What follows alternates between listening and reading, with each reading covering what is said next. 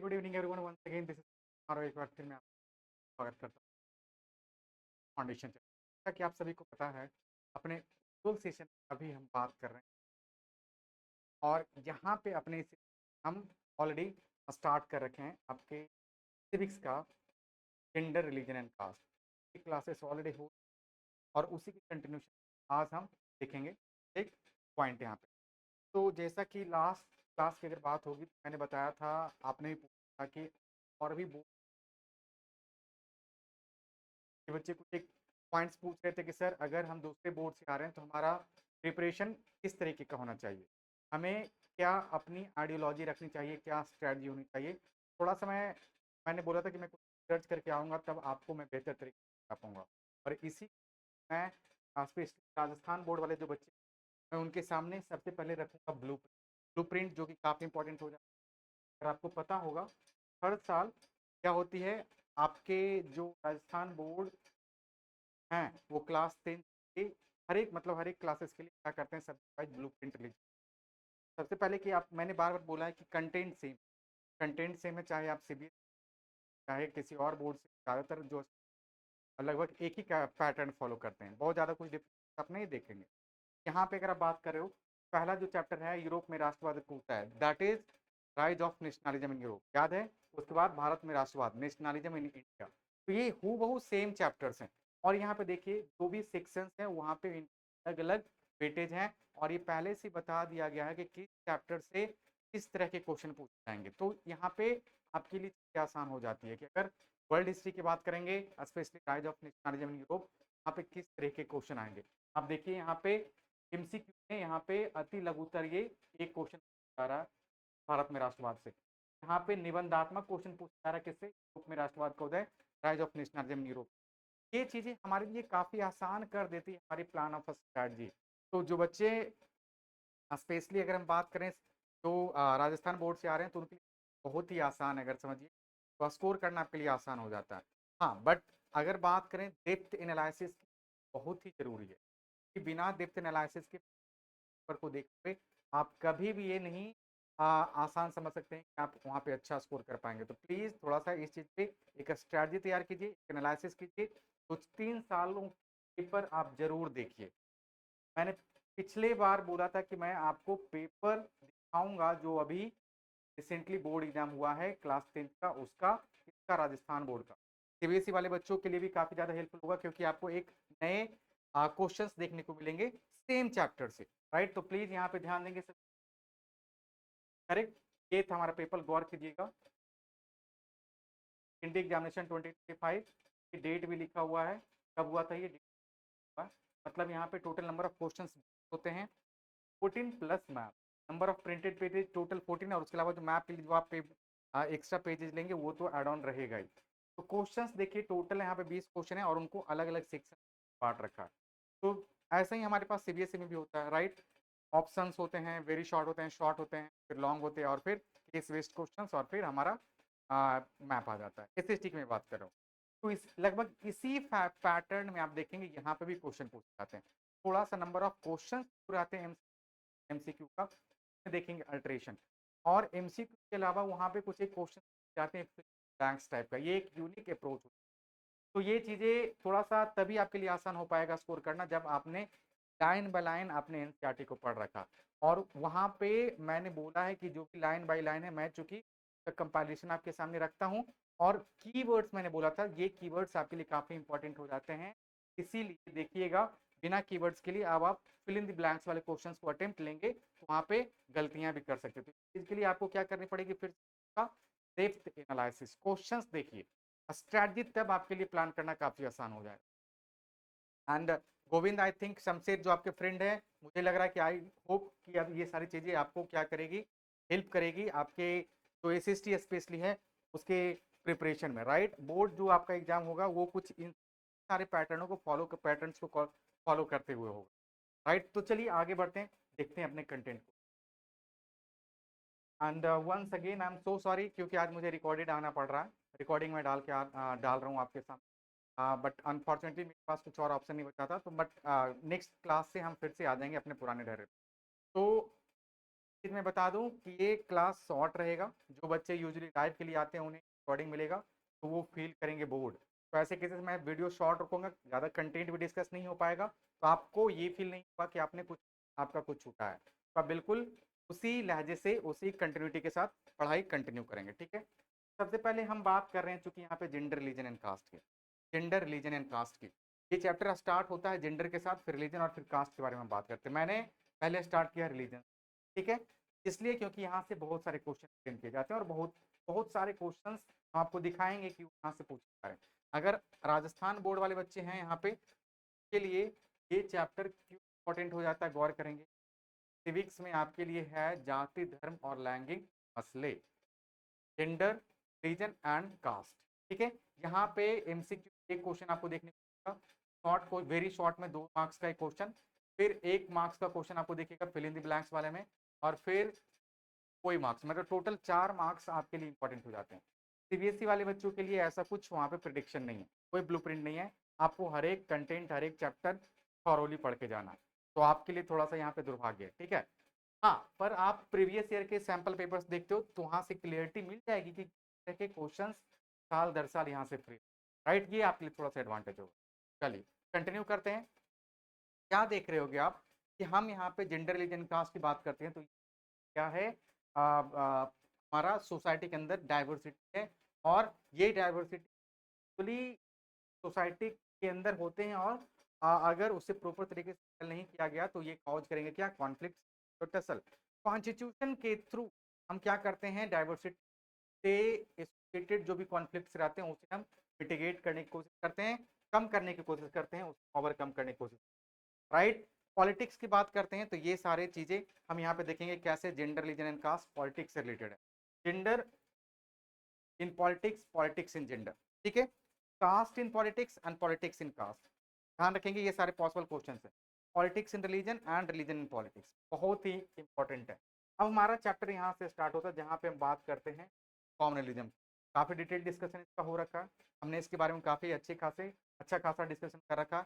आगे बढ़ते हैं, कॉम्युनलिज्म की बात करते हैं तो ये क्या है, एक निगेटिव एस्पेक्ट से यहाँ पे रिलीजन क्या करते हैं, सोसाइटी को बांटते हैं। इसका बहुत अच्छा एग्जाम्पल है, आपने जब पढ़ रखा है आपके सिविक्स का पहला चैप्टर पावर शेयरिंग, आपने यहाँ पे अपने बात की थी श्रीलंका की। श्रीलंका की एक कम्युनल कंट्री बन जाता है जब वहाँ पे सिर्फ एक धर्म के लोग आप क्या कर रहे हैं, पॉलिसी लेके आ रहे हैं, और उसी वक्त आपको पता चलेगा कि ये क्या प्रमोट करेगा, मेजोरिटी कॉन्सेप्ट।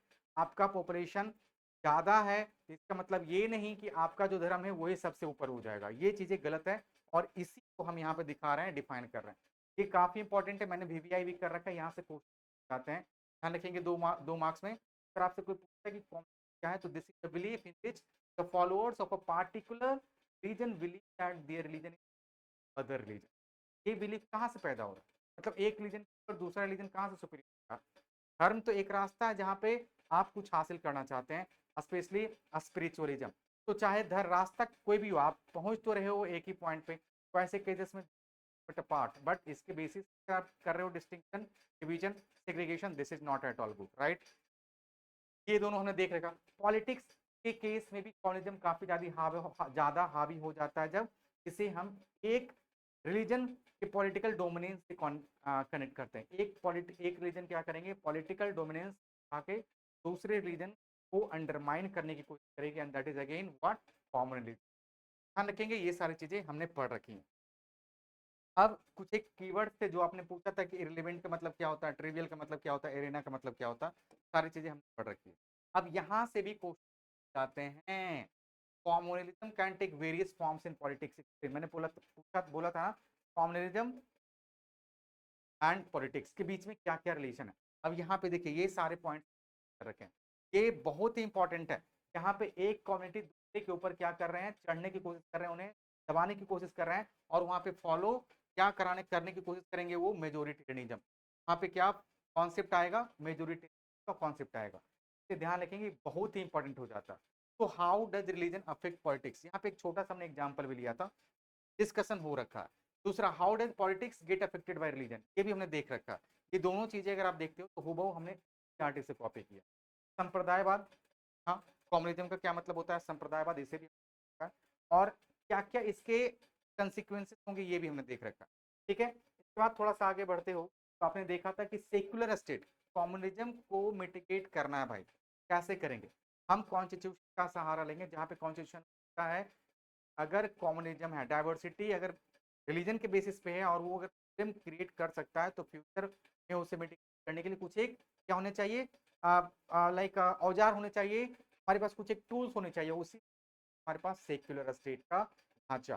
तो सेक्युलर स्टेट क्या होता है, जहां पे हम धर्मों को क्या देते हैं, एक बराबर तवज्जो देते हैं, इक्वल वैल्यू देते हैं, इक्वल इंपॉर्टेंस देते हैं। तो हम ये नहीं कहेंगे कि हमारा धर्म अच्छा तुम्हारा रिलीजन खराब है, किसी को हम कंपेयर नहीं करेंगे। So where all religion are getting treated equally, that will be just nothing but secular state. India के केस में अगर पूछा जाता है कि बताइए इंडिया एक सेक्युलर नेशन है कैसे, तो आपके क्या हो जाएंगे, ये आंसर हो जाएंगे। ध्यान रखेंगे कि आपका इंपॉर्टेंट, मैं बार बार हाईलाइट करा रहा हूँ कि यहाँ से क्वेश्चन, ठीक है। अगर थोड़ा सा आप देख, मैं आता हूँ राजस्थान बोर्ड वाले पेपर पे, उससे पहले मैं आपके क्लास 10th का सैंपल पेपर दिखा देता हूँ। सैंपल पेपर क्लास 10th का सीरियस गौर करेंगे, मैं आपको दिखाता हूँ क्वेश्चन कहाँ से पूछे जा रहे हैं।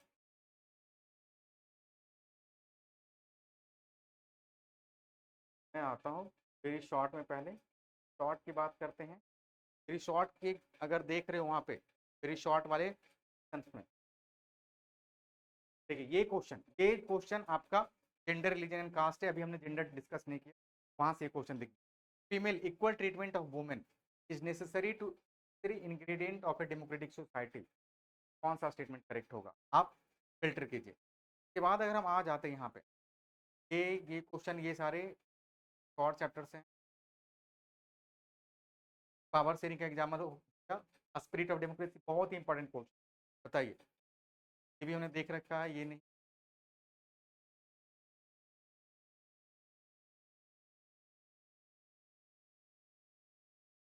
बताइए।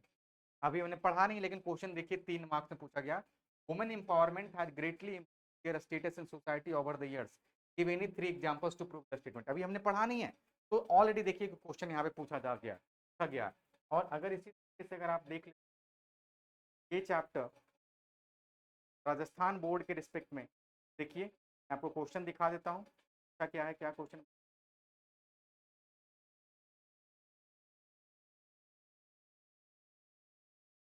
इन विच कंट्री, ये सारे क्वेश्चन तो आपके दूसरे चैप्टर से, चैप्टर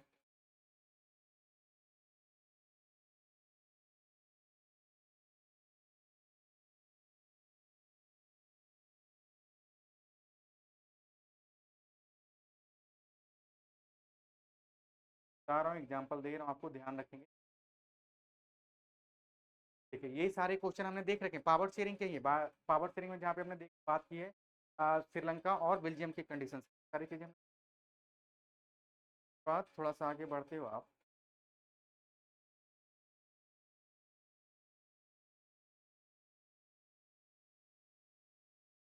पहले ही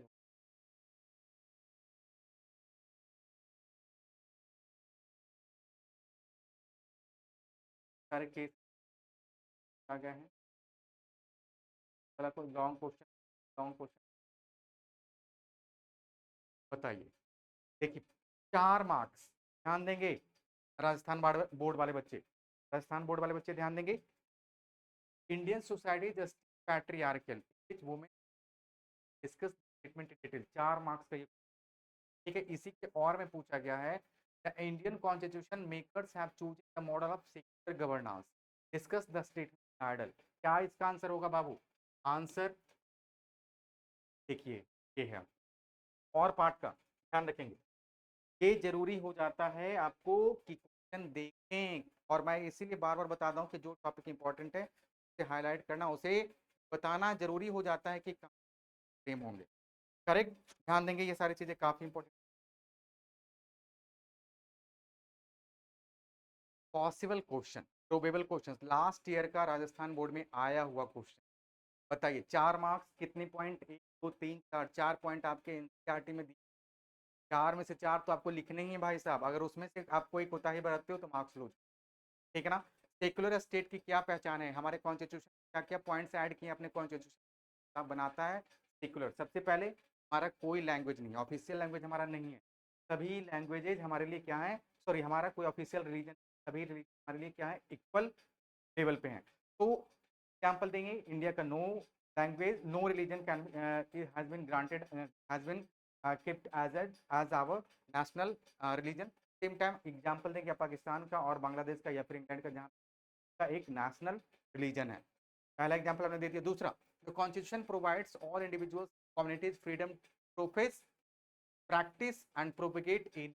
आपको ये राइट देता है, हक देता है कि आप जो चाहो, और ये फंडामेंटल राइट, ये फंडामेंटल राइट, आप जब चाहो जो भी चाहो अपने हिसाब से कर सकते हो रिलीजन एसोसिएट।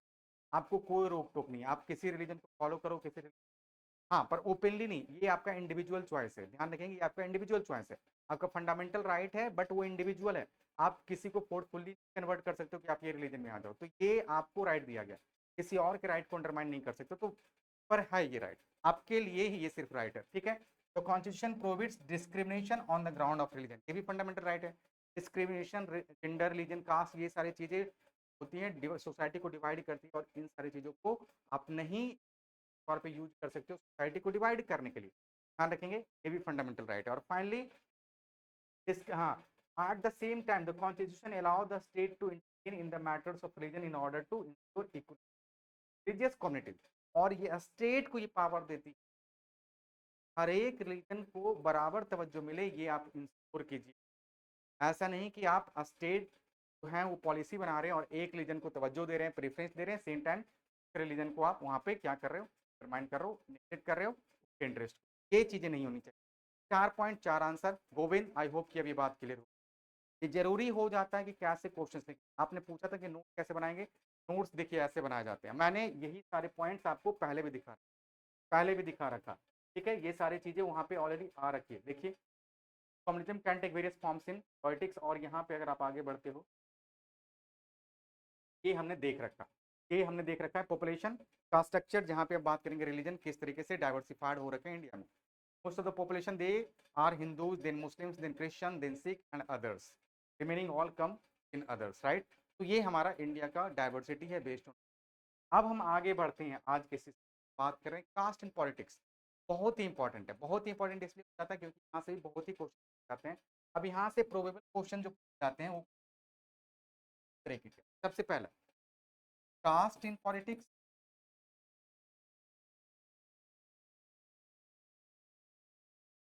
दूसरा हो जाता है यहाँ से पॉलिटिक्स इन कास्ट, ध्यान रखेंगे।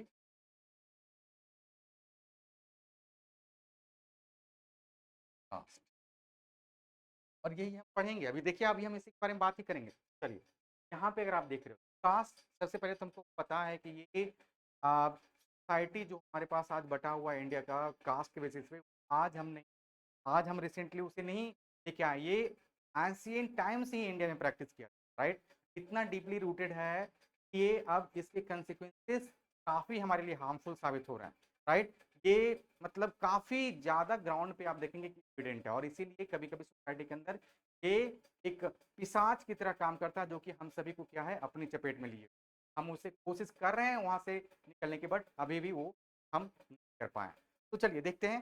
Caste system was based on exclusion and discrimination, ध्यान है सभी को पता है, based on exclusion of and discrimination against outcast group. अब देखिए हमारे सोसाइटी के अंदर कास्ट होते हैं जो माने जाते हैं स्टीरियोटाइप्स हैं, ये सारे स्टीरियोटाइप से प्रीजुडाइज है कि हम किसी कास्ट को ज़्यादा तवज्जो देते हैं। एट सेम टाइम एक ऐसे कास्ट होते हैं जिन्हें हम बोलते हैं कि वो आउटकास्टेड है, वो हमारे लिए कहीं से भी they were subjected inhuman practices of untouchability, उन्हें हम छू नहीं सकते हैं, उन्हें हम छुआछूत मानते हैं, राइट। हम छू देंगे तो हम क्या हो जाएंगे, अपवित्र हो जाएंगे। ये कहाँ से आ रहा है, ये प्रमोट करेगा क्या, डिस्क्रिमिनेशन। एक प्रिजुडाइज, एक स्टीरियोटाइप है कि नहीं। हम जब किसी पार्टिकुलर कास्ट के बारे में दिमाग में कुछ बातें लाते हैं तो ऑटोमेटिकली बहुत सारी चीज़ें हमारे सामने सरफेस्ड हो जाती है। तो ये बहुत ही गलत है, मतलब हम बचपन से इस सोसाइटी में काफ़ी ज़्यादा कॉमन है, और हम चाह के भी उसे दूर नहीं कर पा रहे। टाइम होगा जब एक समय ऐसा आएगा कि जहाँ पे हम बात करेंगे, बट अभी तक अगर बात करें तो अभी भी हमारे देश के अंदर, सोसाइटी के अंदर ये जो पिशाच है काफ़ी ज़्यादा आपको देखने को मिलेगा सोसाइटी के अंदर, राइट। तो which you have study in class, That is why political leaders and social reformers like Jyotiba Phule, Gandhi ji, B.R. Ambedkar and Periyar Ramaswamy Naicker advocated and worked to establish a society in which caste inequality is absent. या ध्यान रखेंगे, आपने पढ़ रखा है, अगर आपने पढ़ रखा रिफॉर्मर्स, आप अगर बात करते हो रिफॉर्मर्स की, अगर आप बात कर रहे थे तो सोसाइटी कॉमर्स,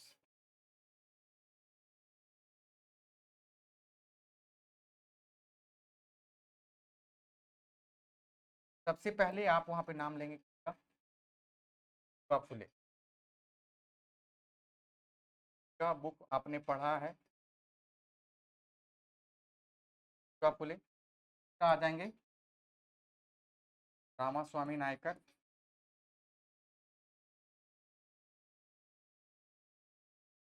देख लीजिएगा करेक्ट है कि नहीं, हम पेरियार भी बोलते हैं, करेक्ट, ध्यान देंगे। इसके बाद आ जाते हैं हमारे कौन, इनकी बात हमने की, गांधी जी खुद आ जाएंगे, बी आर अम्बेडकर आ जाएंगे, गांधी जी आ जाएंगे। के बाद हम ले लेते हैं नाम डॉक्टर बी आर अम्बेडकर का। मैं बताऊंगा इनके वर्क्स भी, ताकि आपको ये चीज़ें दिमाग में बनी रही, ये चीज़ें आपने पढ़ रखी है, मैं पहली बार बता रहा हूँ, पहली बार नहीं बता रहा हूँ, ये आपने पढ़ रखा है rise of nationalism in Europe में, नेशनलिज्म इन इंडिया में भी आपने थोड़ा बहुत इनका जिक्र देखा है, ठीक है, ध्यान देंगे। अगर ज्योतिबा फुले की बात करते हैं, एक बुक लिखा था गुलामगिरी, आप प्रिंट कल्चर में देखेंगे इनके बारे में, गुलामगिरी, ध्यान रखेंगे। रामास्वामी नायकर ये केरला के थे, ये एक नॉन ब्राह्मण थे, नॉन ब्राह्मण,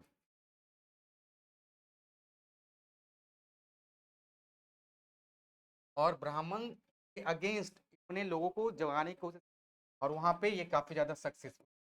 गांधी जी हरिजन बोलते हैं, हरिजन,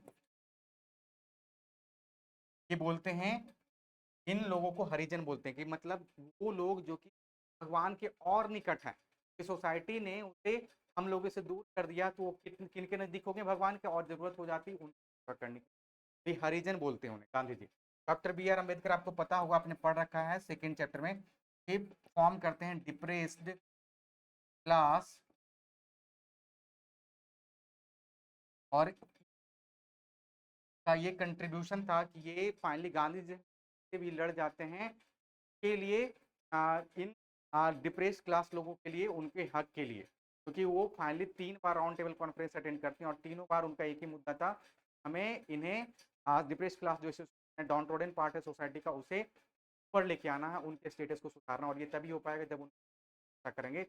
but we were talking about reservation in constituency, ये था कहना, बट गांधी जी को ये बात पसंद नहीं आई, क्योंकि उनका कहना था ऑलरेडी सोसाइटी बढ़ चुका है मुस्लिम और हिंदू में, और अगर सोसाइटी को और रीजन के अंदर कास्ट के बेसिस फाइंड कर दोगे, नॉट एट ऑल गुड।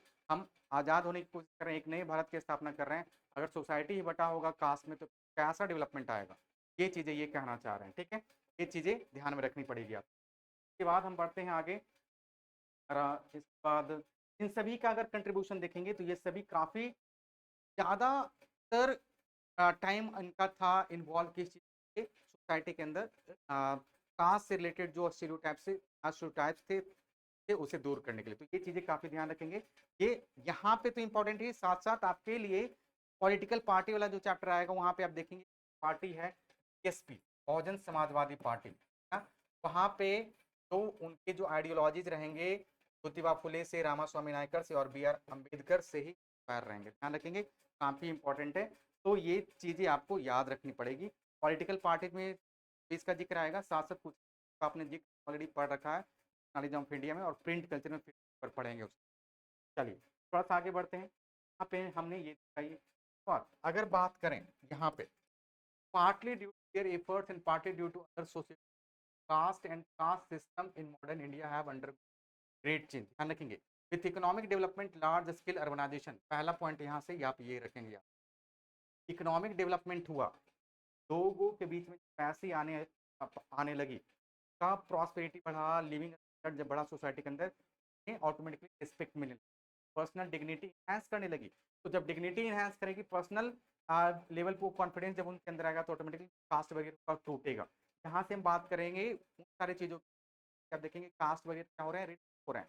पहला पॉइंट आपने देखा कि क्या होंगे हमारे,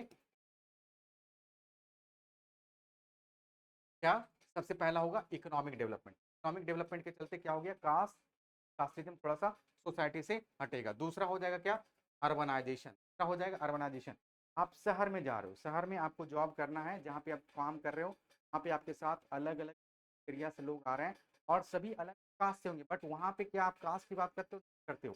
वहाँ पे क्यों नहीं हम कास्ट की बात करते? क्योंकि हमारा गोल ये नहीं कि हम कास्ट के बारे में बात करें, हम बात करते हैं कि हमारा मेन आउटपुट कैसे बढ़े, प्रोडक्टिविटी कैसे बढ़े। सबका एक कॉमन गोल होता है कि ज़्यादा से ज़्यादा वहाँ पे वो अपना आउटपुट दे पाएँ, साथ साथ ज़्यादा से ज़्यादा उनका पर्सनल का क्या हो, पर्सनल डेवलपमेंट हो ऑर्गेनाइजेशन के। वहाँ पे कास्टिज्म मैटर नहीं करता। तो अर्बनाइजेशन भी प्रमोट करता है क्या, ये लाइक कास्ट का और कास्टिज्म का डिक्लाइनेशन। इसके बाद बात करते हैं तीसरा, ऑक्यूपेशनल मोबिलिटी। अर्बनाइजेशन के अंदर ही ऑक्यूपेशनल क्या ऐड करेंगे, मैंने ऑलरेडी हाईलाइट कर रखा है कि किसी को आप काम कर रहे हो, अलग अलग बैकग्राउंड के लोग वहाँ पे आते हैं। वहाँ पे हम डिस्कस नहीं करते कि आप किस कास्ट से आ रहे हो, किस बैकग्राउंड से आ रहे हो, सब मिलजुल के एक काम करते हैं। And that is again departure of what, casteism.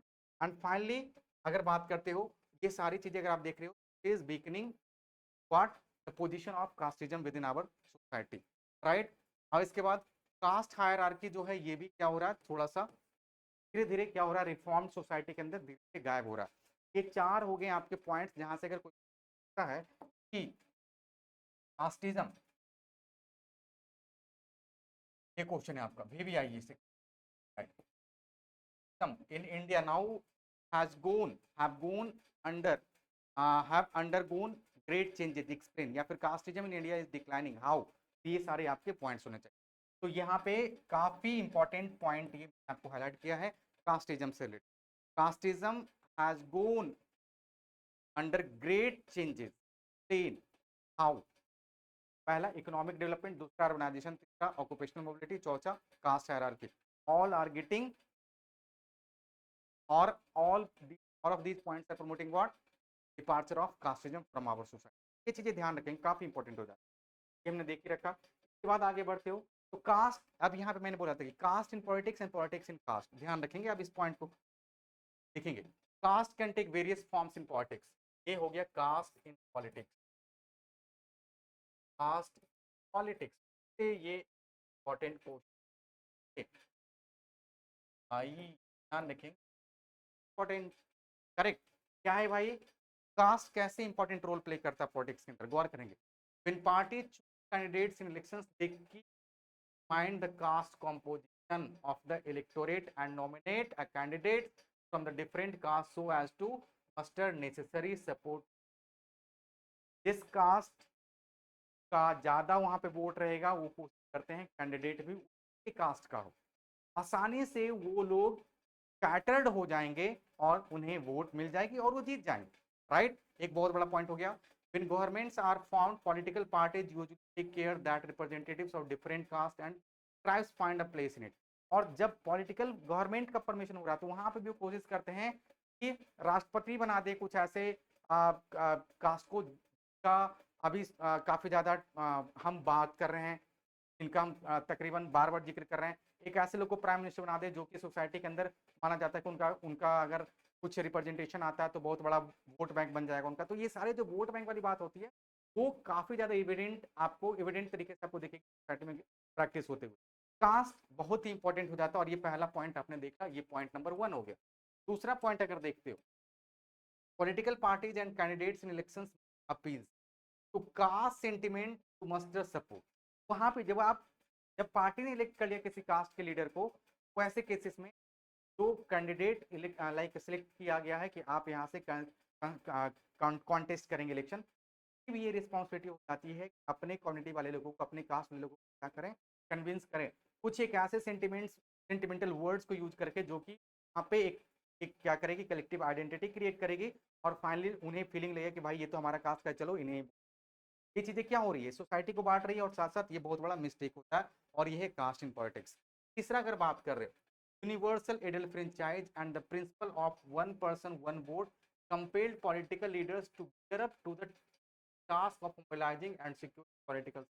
It also brought new consciousness among the people of caste that were hitherto treated as inferior and low. अब देखिए हम बात करें समीकरण की, ठीक ना। आजकल अगर नॉर्दर्न स्टेट्स जाते हो, लाइक नॉर्दर्न स्टेट्स में बात कर रहा हूँ, north sorry eastern states, Bihar जैसे स्टेट्स, आप बंगाल वाले स्टेट्स की बात करते हो, और स्पेशली यूपी वाले स्टेट्स में, यहाँ पे ये चीज़ काफ़ी ज़्यादा आपको प्रैक्टिस होते हुए दिखेंगे, जहाँ पे हम टारगेट करते हैं वैसे कम्युनिटी को जिसे क्या करते हैं, सबसे ज़्यादा पॉपुलेशन तो है उनका, साथ साथ काफ़ी लंबे अरसे से उनके इंटरेस्ट को इग्नोर किया गया, और वहाँ से हम कोई लीडर को चुन लेते हैं भाई, तो ऑटोमेटिकली हमने क्या कर लिया, एक आदमी को सिलेक्ट करने से सभी लोगों का अटेंशन ग्रैब कर लिया। This is all just about politics, right. तो ये हमने देख लिया। चौथा, the focus on caste in politics can sometimes give an impression that elections are all about caste and nothing else. पता है, ये तो हमारे लिए क्लियर एविडेंट होता ना कि पॉलिटिक्स जो होता है वो कास्ट के बेसिस किया जा रहा है, और हमारे लिए क्या है, काफी ज्यादा ये दुर्भाग्य। That is far from true. Just consider this, no parliamentary constituency country has a clear majority. ये अब यहाँ से क्वेश्चन पॉइंट अब यहाँ से, ठीक है। अब ये कहना कि कास्ट क्या करता है, पॉलिटिक्स को डिसाइड करता है, ये थोड़ा सा यहाँ पे एक हमारे लिए क्वेश्चन क्रिएट करता है। ये है एक क्वेश्चन, क्या सच में कास्ट इतना पावरफुल है? अब यहाँ पे ये क्वेश्चन बहुत ही इंपॉर्टेंट हो जाता है, ध्यान रखेंगे, ध्यान रखेंगे, ठीक है, ये बहुत ही इंपॉर्टेंट है भाई, करेक्ट, ध्यान रखेंगे इसे। अब गौर करेंगे यहाँ पे, अगर आपने देखा तो क्वेश्चन क्या पूछा जा रहा है। पहला तो ये आपने देख लिया, 3 पॉइंट आपको आपने बता दिया कि कैसे कास्ट इंपॉर्टेंट रोल प्ले करता है पॉलिटिक्स के अंदर। बाद अगला क्वेश्चन है, भाई बताइए कि कैसे कास्ट के बारे में अगर हम बात करते हैं तो पॉलिटिक्स साइड तो करता है, बट क्या ये सीरियसली हमारे लिए उतना डेमोक्रेसी के अंदर इतना ज़्यादा एविडेंट हो पाता है कि बहुत बड़े लेवल पे, नेशनल लेवल पे ये पूरा डिसीजन मेकिंग जो होता है पॉलिटिक्स में वो अफेक्ट करता है? गौर करते हैं, हर बार आप देखेंगे ये क्वेश्चन पूछे जाते हैं। तो एक क्वेश्चन तो ये हो गया, इसका आंसर यहाँ पे क्या हुआ। आई थिंक टाइम भी हो गया, आज का सेशन हम इसलिए शॉर्ट रख रहे हैं क्योंकि फिर से हमें एक बार डिस्कस करना है, क्योंकि आज रिकॉर्डेड वीडियो है, जब मैं लाइव में आऊँगा तो फिर से आपके सामने ये चीज़ें डिस्कस करूँ। तो आज का सेशन मैं यहीं पे वाइंड अप करता हूँ। तो कोशिश करेंगे आप लोग एक बार इसे देख लेंगे। तो राजस्थान बोर्ड के बच्चे हैं, ध्यान देंगे, और सीबीएसई वाले बच्चों को दिखाई दिया कैसे क्वेश्चन आते हैं। तो ये आपका नोट मेकिंग होना चाहिए, आप कंटेंट दिखो कि कहाँ से क्वेश्चन, मैंने अब देखिए पूरा बुक है आपके सामने, पूरा चैप्टर है आपके सामने, बट क्या मैंने पूरे चैप्टर का स्निपेट यहाँ पे लगाया? नहीं लगाया, मैंने उन सारे पार्ट्स का सिर्फ लगाया जहाँ से क्वेश्चन आ रहे हैं। ये आपको तब पता चलेगा जब आप क्वेश्चन देखो, और मेरे पास वो अनुभव है, मैंने उसे गेन किया, आप भी उसे गेन कर सकते हो। अगर आप प्रीवियस साल अगर आप देख लो, 2 4 10 साल का पेपर लगा तो आपको आइडिया हो जाएगी भाई कौन सा पार्ट पढ़ना है, कौन सा स्किप करना है, राइट। ठीक है, तो चलिए अपना इस सेशन को हम यहीं पे एंड करते हैं, मिलते हैं अपने अगले सेशन, और कोशिश करेंगे और फ्रूटफुल बनाने की। तो तब तक के लिए bye bye, take care, thank you so much. Doubt आता है तो बताइए। गोविंद, जाते जाते मुझे कमेंट सेक्शन में बता दीजिए कि आपको क्या नोट्स, क्लास नोट्स मिलते हैं कि नहीं। जो भी बच्चे यहाँ पे अटेंड करें प्लीज़ बताइए कि क्लास नोट्स अब क्या ऐप के ऊपर आपको मिल रहा है कि नहीं। नहीं मिल रहा है तब भी बताइए, मिल रहा है तब भी बताइए। चलिए ठीक है, thank you so much, take care, bye bye everyone, thank you all.